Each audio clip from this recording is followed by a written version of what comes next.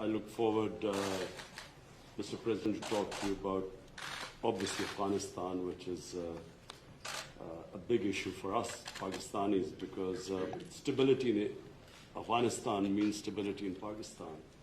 We also want to talk about all three neighbors, Afghanistan, India, Kashmir, and of course Iran.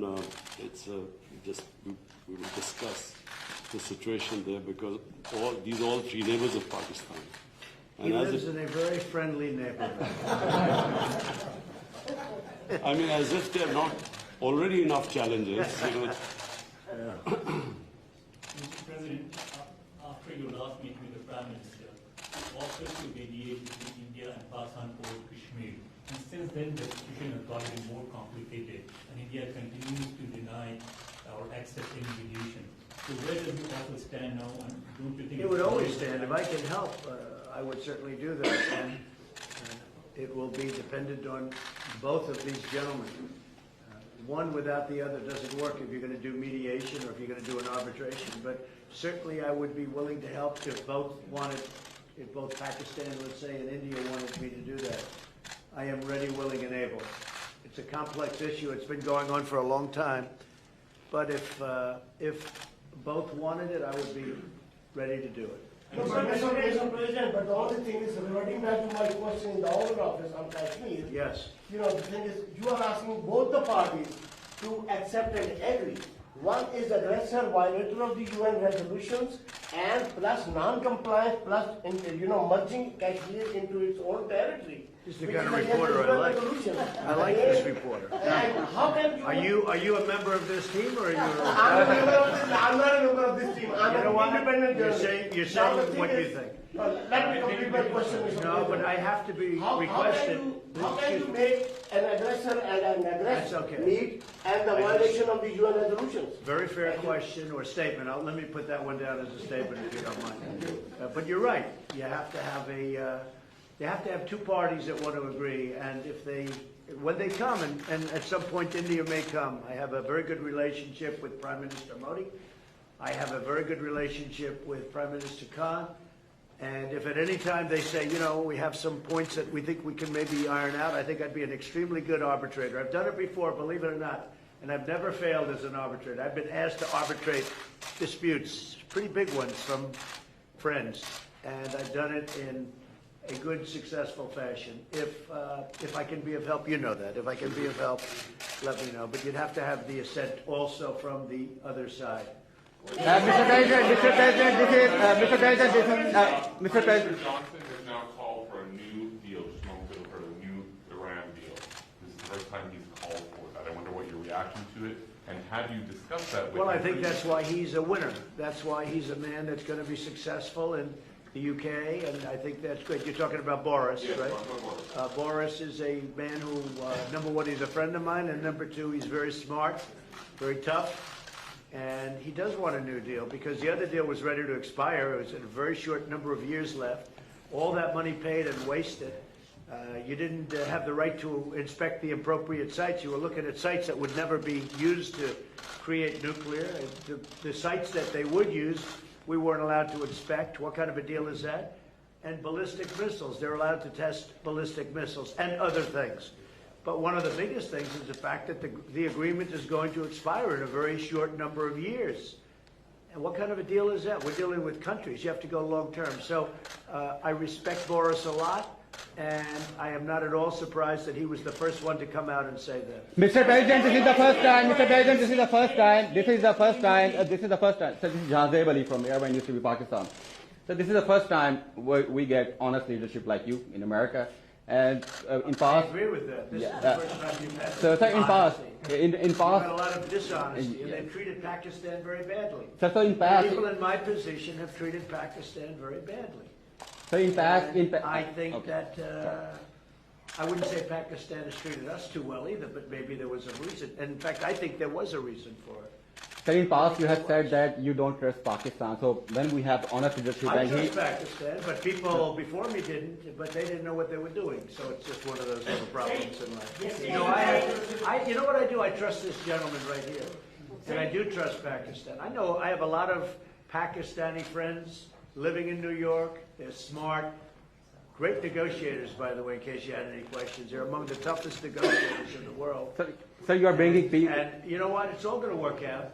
But if I can help, I'd like to help. But I don't think you've ever had a president that felt the way I do, in a positive way, about Pakistan. I don't think you have. I've looked back and I've seen where it was, but I also have a very good relationship with India. I have a good relationship with both. So that if they decide to use that feeling among both, I think we can help out.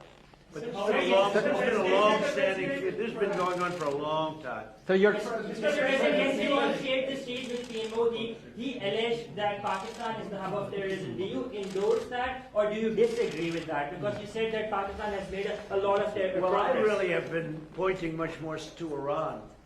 I mean, Iran, if you look at that's been really the state of terror. I've been saying it's the #1 state of terror in the world. And the agreement we had does not cover that. It was not doing well. It was doing very poorly. And now Iran is doing very poorly. Iran is a different place than when I took over. When I took over the United States, when I became president, Iran was a real threat to the entire Middle East and maybe beyond. And now they're having very, very big difficulties, to put it mildly. So we'll see. Are you happy with the progress that Pakistan has made countering terrorism, particularly eliminating terrorism? I've heard they've made great progress, and under this leader, he's a great leader. I think he wants to make great progress because there's no solution the other way. The other way is only going to lead to death and chaos and poverty. It's all it's going to lead to, and he understands it. Your prime minister understands it. Are you concerned about the human rights situation in Kashmir? About which? Human rights situation, human rights Sure, violations? I'd like to see everything work out. I want it to be humane. I want everybody to be treated well.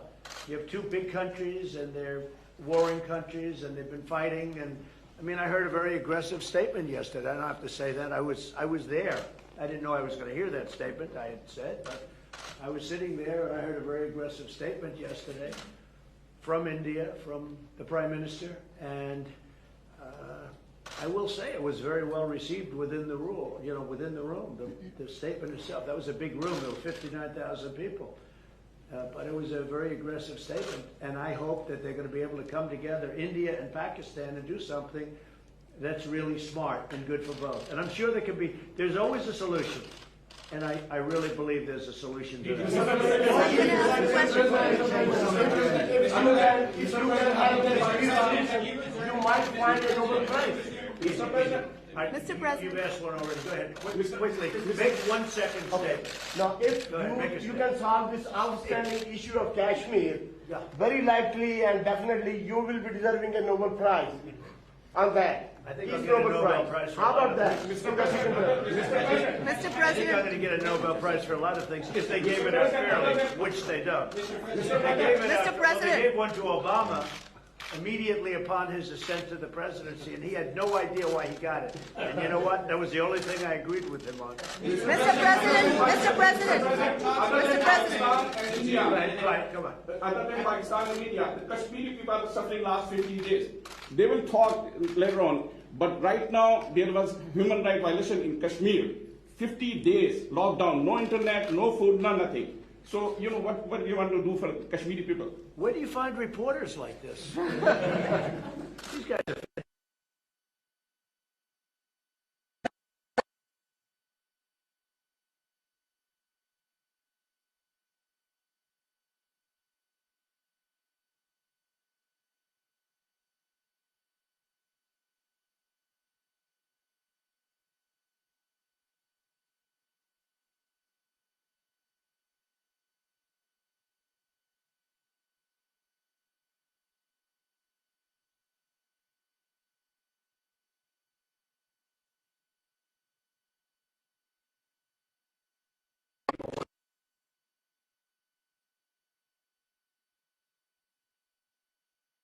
with a little strength. They thought they went in with weakness, and I canceled everything.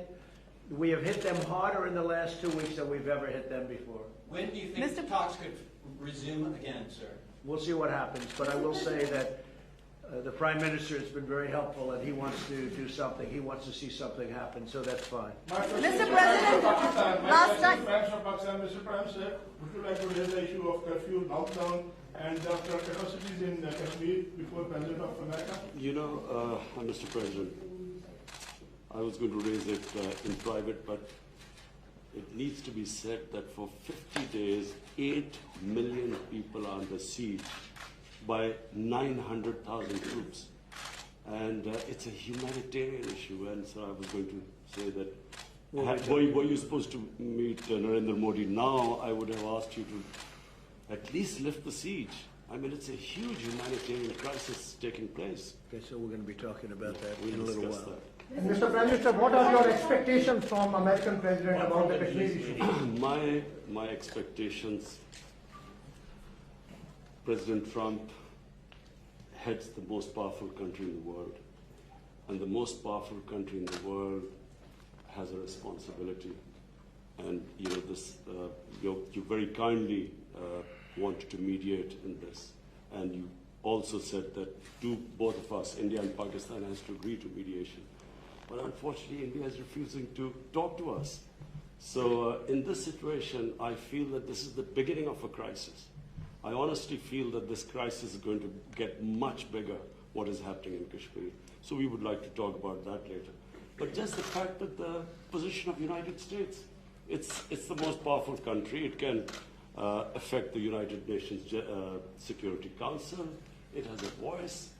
So we look to the U.S. to put out flames in the world. Are you I will say this, look, out of my respect for your Prime Minister, I will say that many countries wanted to meet with me and us, the United States, during this very short 3-day period, and we were unable to meet with many of them. One of the countries I wanted to meet with was Pakistan and your Prime Minister, and it's an honor to be here with you. And I think you should let us start talking now, because but I do appreciate there's a tremendous spirit from your press. I don't see that with us.